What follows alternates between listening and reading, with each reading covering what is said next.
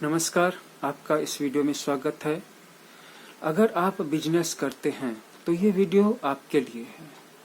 वो बिजनेस किसी भी तरह का हो सकता है, वो बिजनेस प्रोडक्ट्स का हो सकता है, ग्रोसरी का हो सकता है, स्टेशनरी का हो सकता है, आयरन या स्टील का हो सकता है, किसी भी चीज़ का ऑलमोस्ट। उसमें टेक्सटाइल भी आ जाता है, उसमें व्हीकल्स भी आ जाते हैं, उसमें घर बनाने में लगने वाले सामान आ जाते हैं, इसमें सर्विसेज भी आ जाती है। तो अगर आप बिजनेस कर रहे हैं और अगर आप लाभ प्राप्त करना चाहते हैं, अगर आपको लाभ नहीं मिल पा रहा है तो ये वीडियो आपके लिए है। अगर कभी पहले आपको लाभ मिल रहा था, आपका बिजनेस लाभ में चल रहा था, लेकिन अगर अभी लाभ में नहीं चल रहा है, अभी नुकसान में चल रहा है, तो आप अपनी कुंडली में बृहस्पति और बुध और नवमेश की स्थिति को देखें। प्रायः बिजनेस नवम भाव से कंट्रोल्ड होता है और साथ ही साथ स्वतंत्र रूप से बृहस्पति और बुध उसके स्वामी होते हैं। तीसरे नंबर पर शुक्र भी इसका स्वामी होता है। मैं स्पेसिफिकली अगर एक एक बिजनेस की बात करूं तो एक एक बिजनेस एक एक प्लैनेट के अंदर में आता है, लेकिन ओवरऑल सभी तरह के बिजनेस की कैटेगरियां नवम भाव बुध और बृहस्पति से देखे जाते हैं। अगर आपका कोई स्टोर है, किसी भी तरह का स्टोर है, टेक्सटाइल का स्टोर है, किराना का स्टोर है, मोबाइल का स्टोर है, गैजेट्स का स्टोर है, या 2 व्हीलर्स 4 व्हीलर्स 3 व्हीलर्स का स्टोर है, शोरूम है, तो आपके बृहस्पति को मजबूत अवस्था में होना चाहिए और मार्गी होना चाहिए। साथ ही साथ बुध को वक्री नहीं होना चाहिए। जिनका बृहस्पति अच्छा होता है उनको किसी भी तरह की शॉप में या शोरूम में लाभ मिलता है, लेकिन एक छोटी सी शर्त ये होनी चाहिए कि उनका बुध खराब नहीं होना चाहिए, क्योंकि भाग्य अच्छा हो लेकिन बुद्धि खराब हो तो निर्णय गलत होते हैं। और वक्री बुध निर्णय को रिट्रोग्रेशन में ले आता है, जैसा कि आप जानते हैं कि वक्री बुध रिट्रोग्रेशन में ले आता है। इस सिचुएशन में बृहस्पति का भी वक्री होना ठीक है। अगर बृहस्पति भी वक्री है और बुध भी वक्री है तो इस सिचुएशन में आपको शोरूम या दुकान में फायदा नहीं होगा, बल्कि कच्चे माल, होलसेल और रिटेल के बीच की जो कड़ी है, जिसे हम ब्रोकर या दलाली कहते हैं, तो दलाली के माध्यम से, जिसमें कि आप चीज़ों को होलसेल खरीदते हैं और रिटेल शॉप कीपर्स को बेचते हैं, इसमें आपको फायदा होगा। अगर बुध और बृहस्पति दोनों के दोनों वक्री हैं तो आपको फिर काफी लंबे समय तक अपने भाग्य का इंतजार करना पड़ सकता है, लेकिन फायदा बिजनेस में ही होगा। और उस बिजनेस में आपको स्टार्ट काफी नीचे से करना होगा, जिसका मतलब है कि किसी बड़े स्टोर में या किसी दुकान में एक सहायक के रूप में बन करके काम करने की नौबत आ जाएगी। अगर बृहस्पति मजबूत है और बुध खराब है, अर्थात बुध वक्री है या नीच का है, तो शुरू के कुछ सालों तक आपका बिजनेस अच्छा चलेगा। बाद में डिसीजन गलत होने के कारण, अर्थात गलत समय में गलत चीज पे निवेश कर देने के कारण आपके निर्णय गलत होते चले जाएंगे। और खास करके राहु और शनि जैसे ग्रहों की दशा में गया हुआ कर्ज वापस नहीं आएगा, या फिर आपको अपने कर्जों को चुकाने में परेशानी हो सकती है।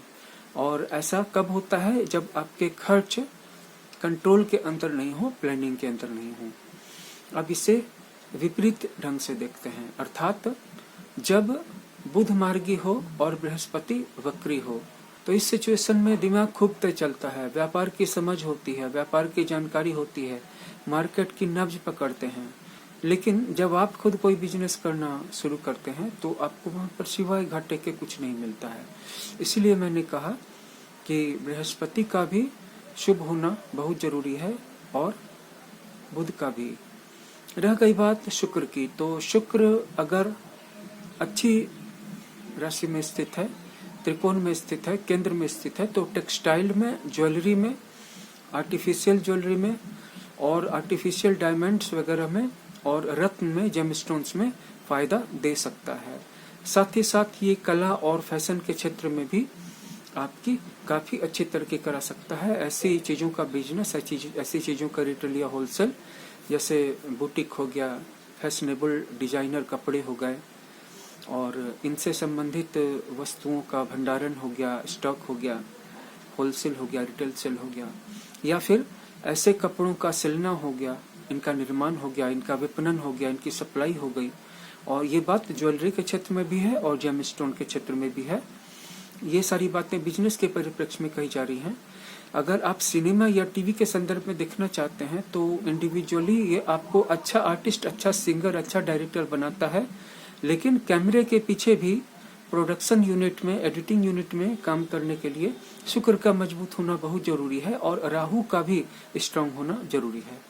अब आइए आते हैं एक महत्वपूर्ण सवाल पे कि क्या अगर गुरु कमजोर हो तो उसे मजबूत किया जा सकता है? तो बृहस्पति अगर आपका कमजोर हो और वो आपका कारक ग्रह हो तो उसका जप करवाएंगे, जितना जप करवाएंगे उसके 10वीं संख्या में हवन करवाएंगे।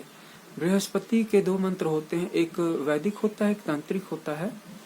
तो तांत्रिक मंत्र को हम बीज मंत्र भी कहते हैं।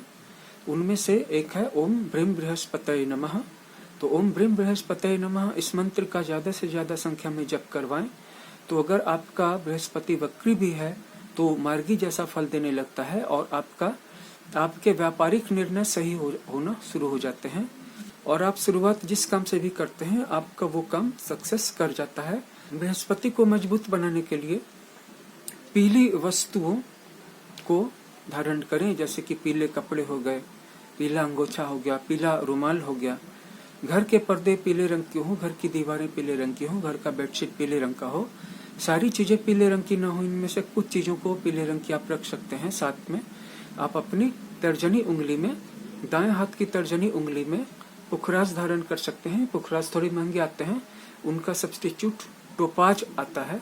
तो उपरत्न टोपाज को आप इस उंगली में पहन सकते हैं, सोने में पहन सकते हैं। अगर सोना अफोर्ड नहीं कर सकते तो चांदी में पहन सकते हैं। साथ ही साथ गुरु का यंत्र भी होता है जो हम आपको दिखाएंगे। उस गुरु के यंत्र को कागज में लिख करके एक ताबीज में बंद करके बृहस्पतिवार के दिन उसकी जल और अगरबत्ती से पूजा करके, फूल से पूजा करके उसको अपने बाएं हाथ, बाईं बाह में पीले रंग के धागे में बांधेंगे। तो इससे आपका बृहस्पति मजबूत होना शुरू हो जाएगा और बृहस्पति तत्काल कारगर होना शुरू हो जाएगा और आपके व्यापारिक निर्णय ऐसे क्षेत्रों में शुरू होंगे, क्योंकि यहाँ पर निर्णय का मालिक अब बृहस्पति हो गया। अगर आपका बृहस्पति कारक नहीं है तो भी कहीं ना कहीं व्यापार को प्रभावित करता है। डायरेक्टली नहीं करता है लेकिन करता है। हो सकता है आपकी कुंडली में बृहस्पति अशुभ स्थान का स्वामी होकर के मारक हो। तो इस परिस्थिति में आप अपने बृहस्पति को स्ट्रांग बनाने के लिए नहीं बल्कि उसको फेवरेबल बनाने के लिए उससे संबंधित वस्तुओं का दान करें। बृहस्पति से संबंधित वस्तुएं कौन सी हैं? जैसे पीले रंग के खाद्य पदार्थ हो गए, पीले रंग के फल हो गए, पीले रंग के वस्त्र हो गए, पीले रंग के रत्न हो गए और स्वर्ण हो गया। आप ज्यादा नहीं तो कम से कम आधा ग्राम या 1/4 ग्राम या 1 ग्राम स्वर्ण का भी दान कर सकते हैं। और बृहस्पतिवार के दिन केले के वृक्ष के जड़ में शुद्ध जल में हल्दी का चूर्ण मिला करके अर्घ्य दे सकते हैं। इससे भी बृहस्पति आपके मजबूत हो जाएंगे और यहाँ पर बृहस्पति आपके लिए कोई भी अवरोध पैदा नहीं करेंगे, अर्थात अपनी जो मारक क्षमता है उसमें कमी ला देंगे। आपको मारेंगे नहीं, आपको धोखा नहीं देंगे, आपका विनाश नहीं चाहेंगे। लेकिन अगर गुरु कारक है तो फिर जप करवाना ही एकमात्र उपाय रह जाता है और जब भी जप करवाएं उसका दशांश हवन भी करवा सकते हैं। आप जप के लिए हमसे भी संपर्क कर सकते हैं। अब आते हैं बुध पर कि पूर्ण रूप से सक्सेसफुल बिजनेस चलाने के लिए बुध और बृहस्पति दोनों का सशक्त रहना जरूरी है।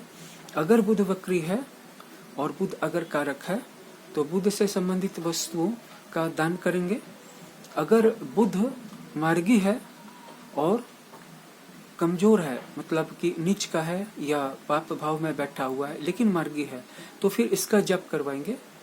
साथ ही साथ अगर बुध आपका मारक है, मार्केश है और वो वक्री है तो इस सिचुएशन में बुध के स्तोत्र का पाठ करेंगे और बुधवार को गणेश भगवान के मंदिर में पान के पत्ते पर हल्दी, खड़ी हल्दी और दुर्वा घास चढ़ाएंगे। और अगर आपका बुध वक्री है लेकिन कारक है तो इस सिचुएशन में आपको बुध के मंत्र का प्रत्येक दिन कम से कम 108 बार जप करना चाहिए और बुध से संबंधित वस्तुओं का दान करते रहना चाहिए, लेकिन बुधवार के दिन नहीं, शनिवार के दिन करना चाहिए। इससे बुध संतुलित हो जाता है। तो जहाँ पर जो बातें आपको समझ में न आई हों, ये वीडियो ज़्यादा लंबा न हो जाए, इसलिए हम आपको फास्ट बता रहे हैं। जहाँ पर जो बातें आपको समझ में न आए उसे आप फिर से देख सकते हैं। तो इस वीडियो में हमने आपको अपने व्यापार को मजबूत करने से संबंधित उपाय बतलाए। अगले वीडियो में हम कंपटीशन परीक्षा से संबंधित ग्रहों के बारे में बताएंगे। अगर आप कंपटीशन की तैयारी कर रहे हैं, अगर आप प्रतियोगिता परीक्षाओं में सफलता प्राप्त करना चाह रहे हैं, तो इसके लिए ज्योतिष आपकी क्या मदद कर सकता है, इसी विषय को लेकर के हम अगले वीडियो में आपसे मिलते हैं। तब तक आपका बहुत बहुत धन्यवाद वीडियो वॉच करने के लिए। शुक्रिया।